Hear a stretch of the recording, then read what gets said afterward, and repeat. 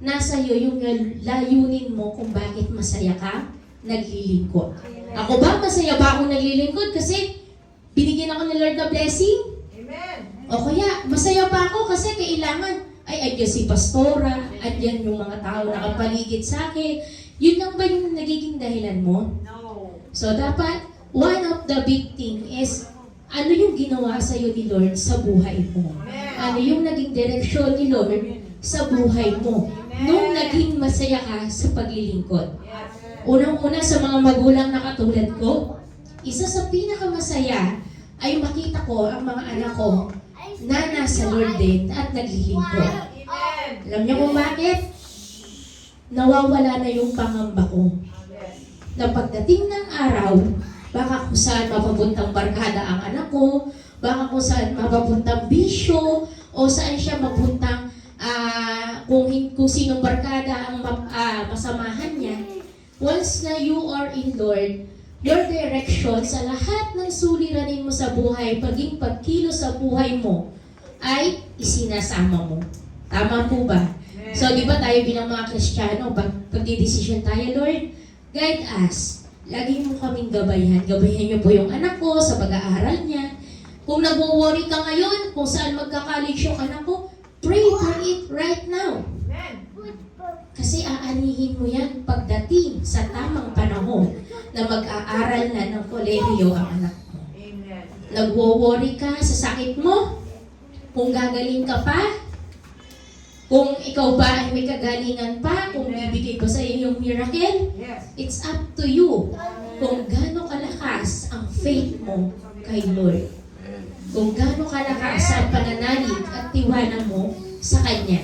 Sa kabila ng problema dumadating sa bawat isa sa atin, alam nyo naman yan, sino ba tao walang problema? Sige nga. Sabi nga ni Pastora, ang tao walang problema ay nasa sementeryo at nasa mental hospital. Sila lang yung mga taong walang problema. Ang problema ay kasama sa ating pamumuhay. Yan ibinibigay sa atin ni Lord kasi alam niyang kaya mo yung pagtagumpayan. Just try it. Diba? Subukan nyo lang. So, subukan nyo resolvehin ang problema nyo na nandyan si Lord.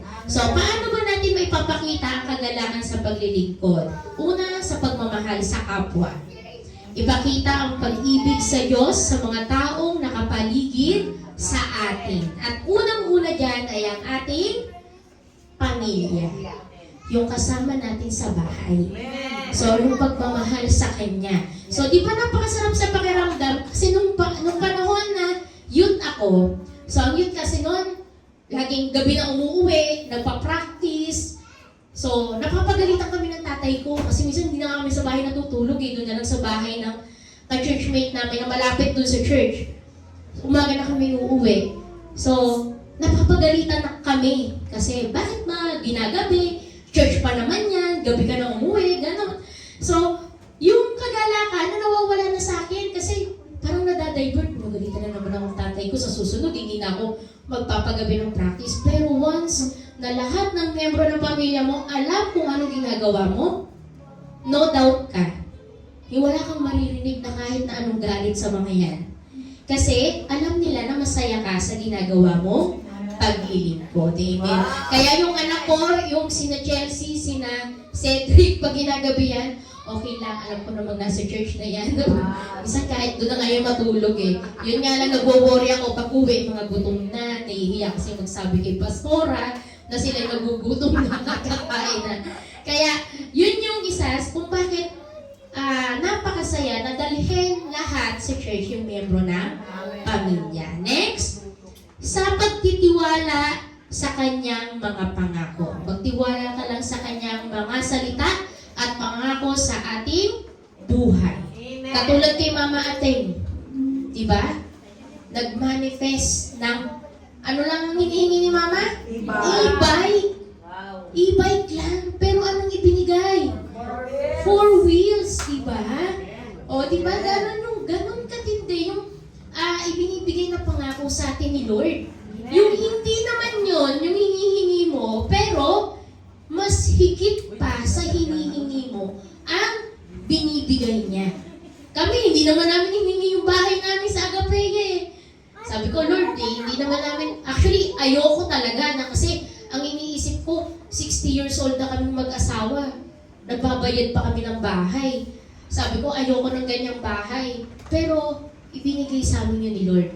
At isa pa doon, hindi niya kami pinahihirapan. May struggle, pero ginagawa ni Lord ng paraan kung paano kami hindi mahirapan. So that is, magtiwala ka lang sa kanyang pangako. At yung joy, nandyan yan. So yung kagalakan na minsan kasi si Lord, bibigay lang sa'yo kaunti lang. Titingnan niya kung magiging masaya ka. Meron kasi binibigay ng blessing. Lord, ang pinalangin ko 1 million. Bakit 1,000 lang to? 100 lang to. Sabi ko, 1 million po yung prayer ko. Kasi tinetesting ni Lord na, paano ka ba magpasalamat kung maliit lang yung ibigay ko sa'yo? Kung 10 piso lang yung ibigay ko sa'yo, magpapasalamat ka ba? Diba? So, kasi baka mamaya bigyan kita ng 1 million. Sabi nga ni Pastora, baka pagbigyan tayo ni Lord ng tigo 1 million. May kausap pa kaya siya sa Lunes? Ay, sa Linggo? May dadating pa kaya dito? May magpasalamat kaya sa next Wednesday sa lahat ng blessing na nabigay niya? So, kaya minsan, small blessing counts. At ipagpasalamat natin yan. Kasi yan ay, sabi nga, ang 1 milyon, hindi siya nabubuo ng walang piso. Diba? So, hindi bubuuin ni Lord ang hinihingi mong 1 million kung hindi ka marunong magpasalamat. Kung sa tingin mo, hindi pa dumadating, Lord, hindi pa ako nagaling eh. Ito pa rin yung sakit ko, lumalala pa. Tingnan yung nakaraan. Ano yung naging result ng laboratory mo nung huli?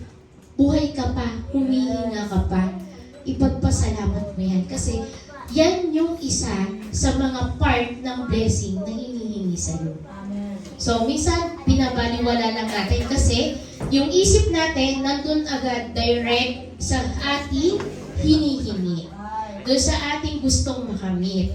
Pero, hindi mo alam na unti-unti ibinibigay ni Lord. Kaya kailangan lang ni Lord, magpasalamat ka lang. Magpasalamat ka lang with a joy, with your heart. Kasi mas masaya yung magpasalamat na, Lord, thank you, kahit ganito lang, maraming salamat po. Hindi yung, Lord, thank you, kahit ito lang, di ba? Sige na, thank you na, gano'n. Pero dapat, laging masaya. Yung magpasalamat pa rin sa binigay na hindi katulad ng iba, lalo na ngayon, Pasko, ay, laruan lang yung binigay ni Ninang, wala bang cash dyan? Ay, kala ko kulay blue. Violet pala. Color blind na pala si Ninang at saka si Ninong. So, pero those small things na blessing, pagpasalamatan natin. Then lastly, sa pag-alalay sa ating buhay. Sa pag-aalay ng ating buhay. Alay ng ating mga talento, oras, at buhay para sa Kanya kalangitan. Ayan. So, marami na sa atin ginagamit na. Unang-una, talento. Ayan. Meron na tayong mga drummer. May 3 na yan. 3 nagda-drum na. Di ba si Lord, ang hiningi na ni Pastora, Lord, isa lang. Mayroon pa akong isa. Pero ang binigay ni Lord, 3. Diba? Higit pa sa kanyang hinihiling. Higit pa sa kanyang inaasahan. So ngayon, hindi naman po namin papalitan lahat ng dito. Pero syempre, kailangan po kasi na may alternative. Ayan. Kumbaga, kung medyo may busy or kaya may kailangan gawin, so meron tayong ibang magagamit na talento. Kaya yung mga, kung alam nyo sa sarili nyo na you are qualified at alam mo na kaya mo, Lord, kaya ko, ipag-pray mo yan. Kung alam mo may talento kang kumanta, may talento kang tumugtog, may talento kang sumayaw, pray for it. At gagamitin yan ni Lord. So, mas maganda na yan, dito mo gagamitin.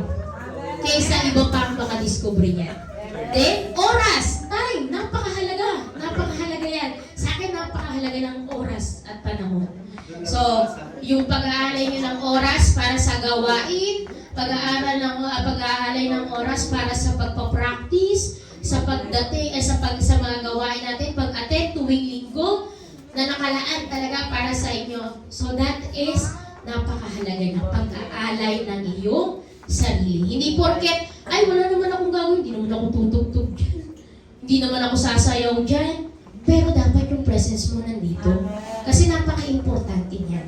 Kahit wala kang gagawin, yung simple pag-upo mo, inayos mo yung mga upuang ginulo ng mga batang makakulit, that is one of your best time na talagang nakapaglingkod ka kay Lord. So, kay Lord, wala namang malaki, wala namang maliit na gawain. Talagang, basta kung alam niyang nasa joy or nasa puso, may kasiyahan sa puso mo, yung ginagawa mo, wala yung problema. Okay, opening prayer ka, closing prayer ka, walang problema yun. Pagsasalita ka sa unahan, mag-MC ka, at i-welcome mo ang lahat. That is the joy in your heart na kayo ay naglilingkod. Then, yung buhay mo, syempre.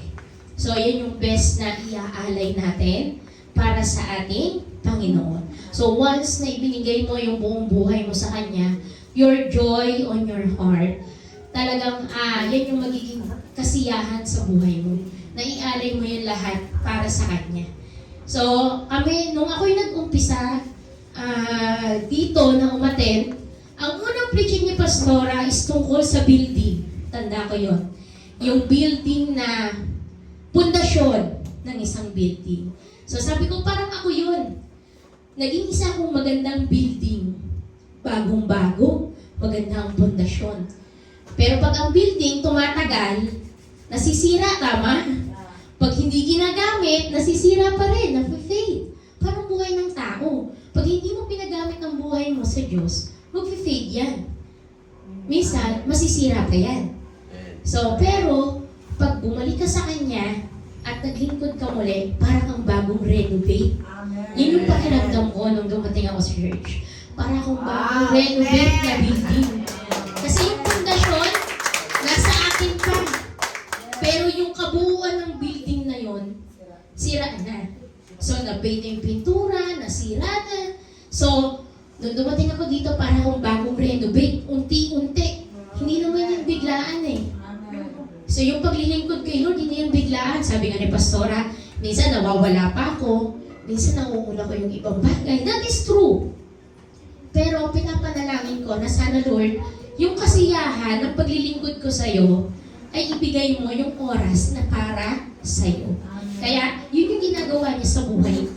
So, ang renovation, alam niyo naman yan. Hindi yan sabay-sabay na isang tayo. Minsan, lagyan ng masilya yan, yung mga butas-butas na yan.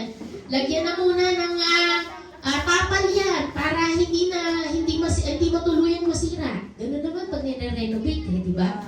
Hanggang maging isang napakagandang building structure na kaiinggitan ng lahat. So, ang buhay natin parang ganun. So, kahit nagsimula ka sa pangit na itsura ng bahay, pero matatag ang pundasyon mo kay Lord, hindi yan mababalik. Kasi pag matatag ang pundasyon mo, kahit anong mangyari sa'yo, hindi ka talagang matitinag. Pero yung pintura, yung bintana, pinto, bubong, yan yung part natin kung saan nasisira tayo. So, pero unti-unti na. Pwedeng, ito muna ang pera. Pampubong muna. Ito muna. Para hindi ka mabasa ng ulan or kaya ng mga ulan na galing sa mga kasalanan ng ibang tao na sa'yo ibinubunton. So, ganun lang, unti-unti lang hanggang maging isang napakaganda kang instruction, napakataas na building na hindi na, kahit na yung taas na yun is inakaalay mo lang para kay Lord.